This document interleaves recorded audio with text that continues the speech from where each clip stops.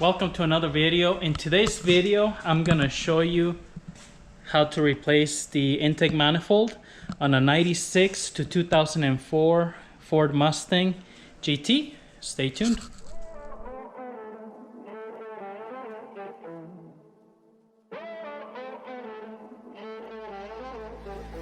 Music bed.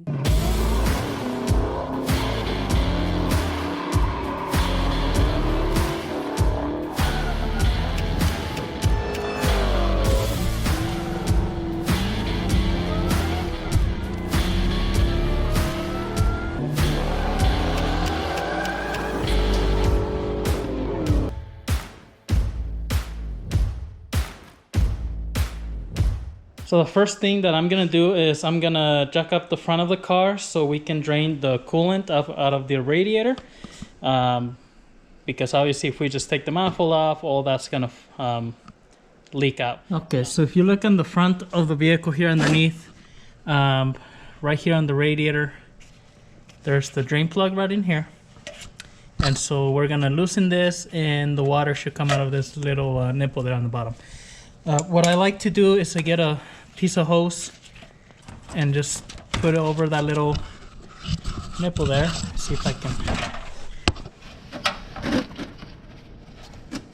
get this on there. It just has a very small area where you can put it over, but I like to put it just like that, and that way the water doesn't just drip on this support and run all the way across.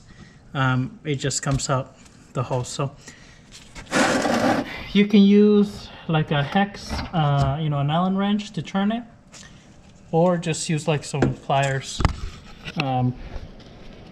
Hopefully now it's not like seized in there where you gotta turn it, it just doesn't turn. Sometimes you're turning it and then it just breaks off. So this one seems like it's turning. It's kind of tight.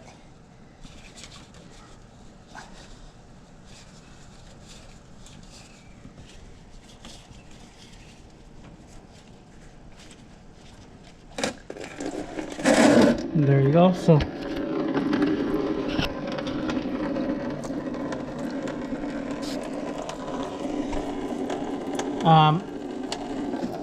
some of the water is coming from the little centerpiece, some of it's coming from the outside. That's why you see two little streams. So normally water should only come out from the center spot, but doesn't always help. And then one thing, if it's not draining that much, sometimes you might have to take off the cap. That way you get some kind of air on the system and it lets it drain out. So that's draining slowly, but it's draining, so I'm just gonna leave it there and then get everything else prepared and start taking the top apart. Okay, to get started on removing the intake, I am gonna take the belt off because you do have to, well, you don't have to. You can take off the intake kind of behind the alternator here, but this bracket here, the holds the alternator on top, it's bolted onto the intake. The alternator stays on the block with the bottom bolts, but I think it'd be easier just to take this off. That way I don't have to fight the intake trying to put it in behind the alternator. Also remember the EGR valve tube, it's on the back, and so it'll be pretty hard to try to sneak it in. So I'm going to take the belt off, take these 4 bolts here for the alternator. Obviously remove the battery negative terminal so I don't arc when I disconnect this cable here. And then I'm going to also start removing the intake here, this hoses, all this PCV hoses here on the top. And then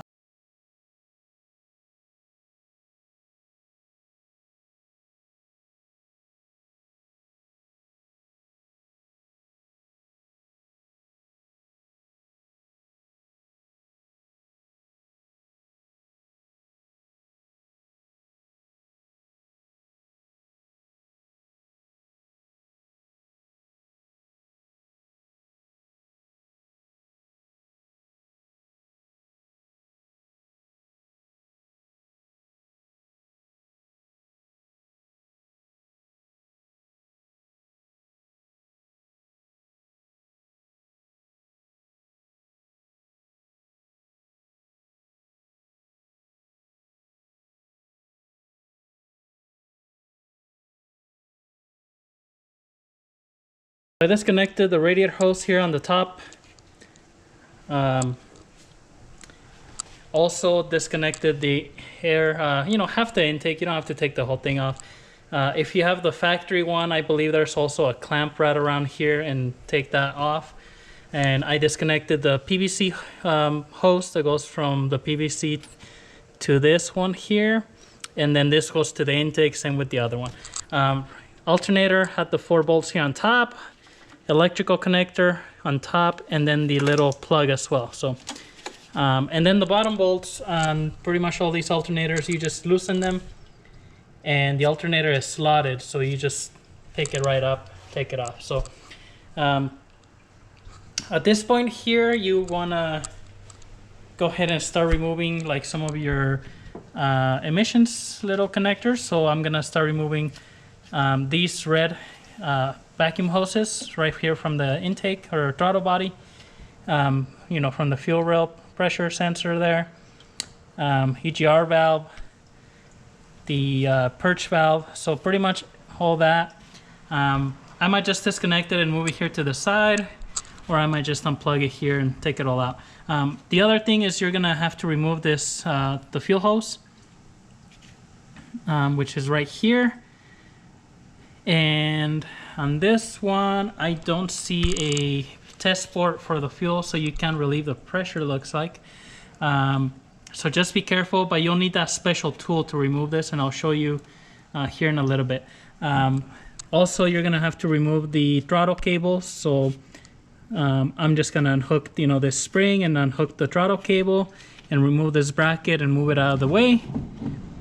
As well as probably remove this purge valve here on top. There's a bolt here, a bolt over there, just to kind of get things out of the way, and then start unbolting the EGR tube here on this big nut. So that's what I'm gonna do here next. All right, once all that is removed, I just put the throttle bracket here to the side, the evap hoses there, the purge canister here, and the DPFE sensor has these 2 little hoses that come off the EGR tube. So just be careful, get some pliers and twist them, you know, prior to pulling on them, because sometimes they're kind of, you know, old, and you don't want them to just kind of break off. So but once we're at this spot here, I'm gonna unplug all the electrical connections off the coils and the injectors, and I'm also gonna pull the coils out of the way. It'll just make it easier. So you can technically probably pull the intake off with the coils attached to it, but I'm just gonna pull them off aside, unplug them and pull it off to the side, take this big nut off. I'm also gonna more than likely just take this plenum off. So it's got 1 bolt here, 1 on the back, another here on the back, and then 1 here on the front. So I'll just take this off the intake, undo all the electrical connections, and then we'll go back and do the intake last. Gonna remove also the fuel line here. So it's got this kind of safety clip that you just push off.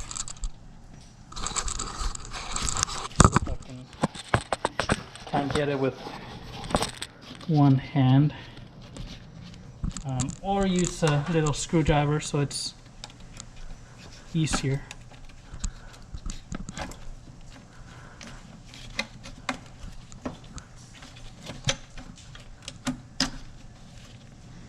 But it pretty much just goes on top of the line. So it, you know, it goes over it, and then it goes over the other part, so it kind of keeps it together as safety. I think if it comes apart, it'll still kind of come apart a little bit, but it won't just blow all the way off. So don't lose that. And then let me grab the tool and I'll show you how that tool works. So there's different styles of tools you can buy. This is just one of them, and I think it's going to be this size, so you want the one that matches the diameter of the line. And you know, it just goes over the line like that, and then you push it in, because it's going to expand a ring that's in there. Once it expands that ring, you can pull this off. So Now I don't know if it's gonna have fuel pressure on there, so just to be safe, I'm gonna wrap a rag around before I pull it all the way off, which it just had a little bit of fuel there, but better be safe than sorry. You know, you don't want that stuff in your eye. So this is the fuel line. Be careful with it. Make sure you don't damage those O-rings. I'm just gonna put it gently to the side there. Take my tool off, put it back. To put it back on, you're just gonna push it in until you hear it click. That little ring, it's gonna click once it goes over this edge here. So, and then the other thing I'm gonna remove now with all these connectors is the radiator hose, and you only have to remove this one, which is the one that connects to the intake. And this is the reason I'm replacing this intake. The tube here on the back where this heater hose attaches to broke. It still has a small amount of it left. That's how I was able to put the hose in there and drive the car here, but I'm just gonna disconnect it from here on the firewall. And this is the reason why we're replacing it. It's a good time to replace these two heater hoses. Make sure you buy the Motorcraft ones because they come with the factory ends here that connect right into your heater core. If you buy aftermarket, you have to buy those separate. Most of them aren't all one piece, so keep that in mind. And then I'm gonna disconnect these.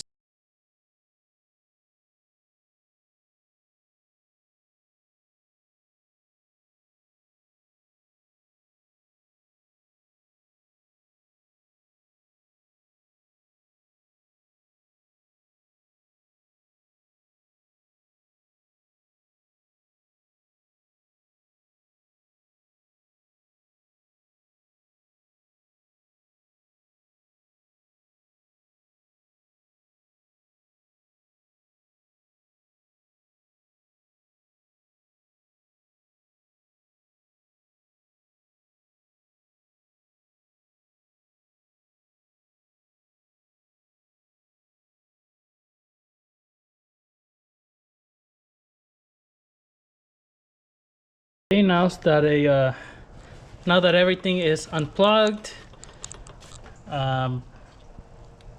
fuel injectors, coils are out of the way. We're gonna start removing first these thermostat housing bolts go all the way through into the engine, and then all the intake manifold bolts off. So those are 10 millimeter. So I'm gonna go ahead and remove those, and then we can go ahead and pull that intake out of the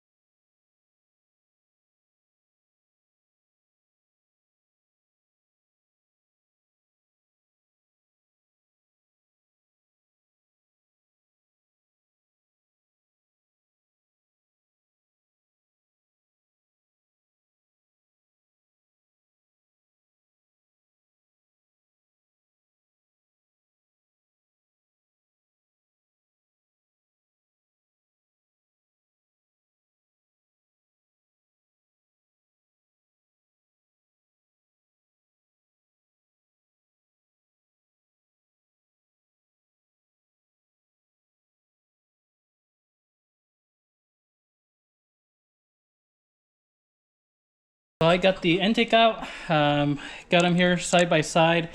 That one looks like it's already been replaced. It's a replacement one. The way you can tell is the O-ring gaskets here on the bottom. So you can see the factory intakes are gonna have you know, an actual gasket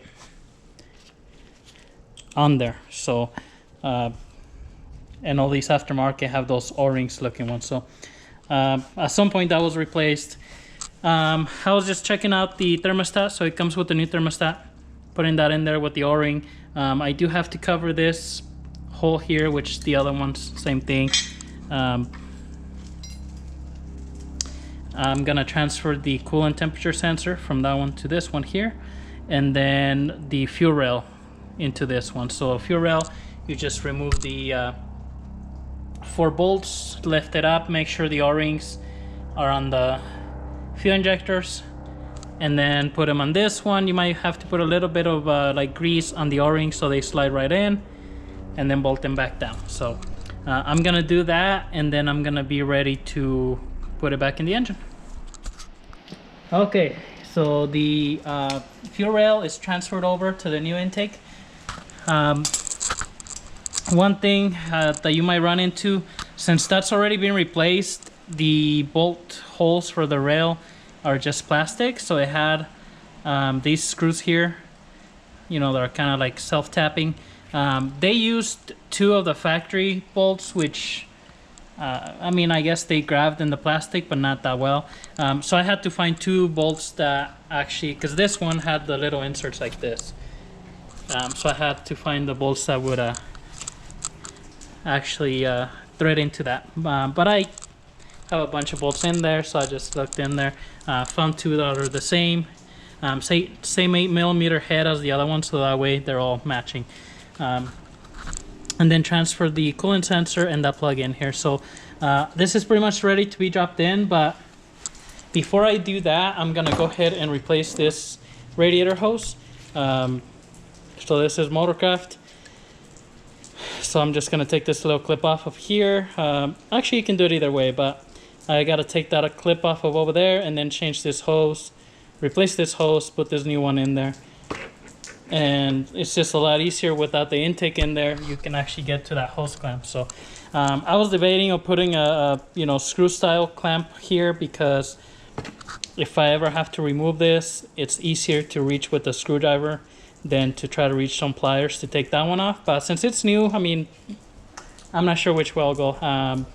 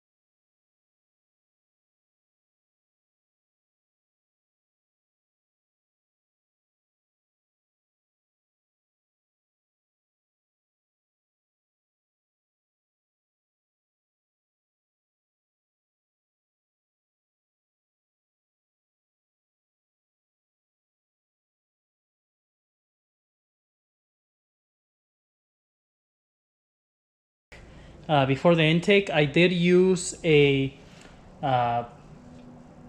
screw style hose clamp. I did find one that I had here, and that way if I ever need to remove that, I can just reach with the screwdriver or the hose clamp screwdriver I have bolted, and I can pull it out. It's easier than the ones that you pinch, for me anyways.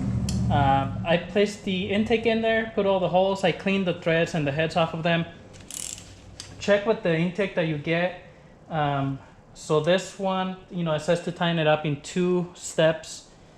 First step, I'm gonna go 120 inch-pounds, and then you have to go kind of across. So I'm gonna do like 1, 2, 3, 4, 5, 6, 7, 8.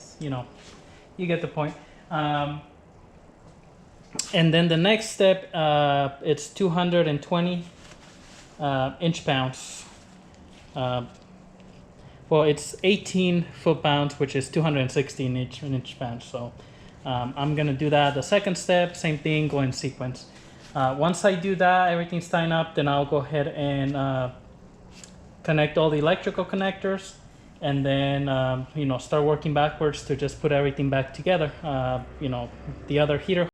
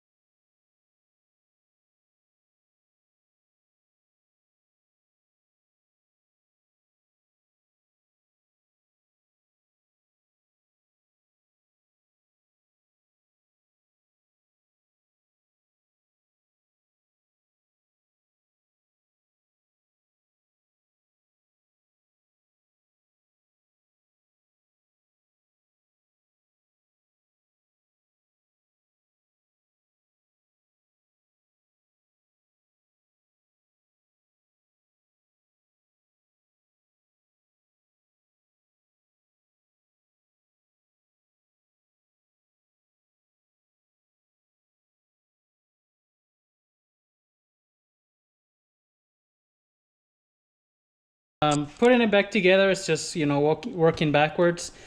I did forget to mention, you saw in the time lapse, I did clean, you know, the heads really good where the intake was going to sit, and then I took the time to clean the valve, or not the valve, but the camshaft covers before I put that on. But everything is back together. I'm just going to fill it with coolant and then start up, make sure it doesn't leak, and we're good to go.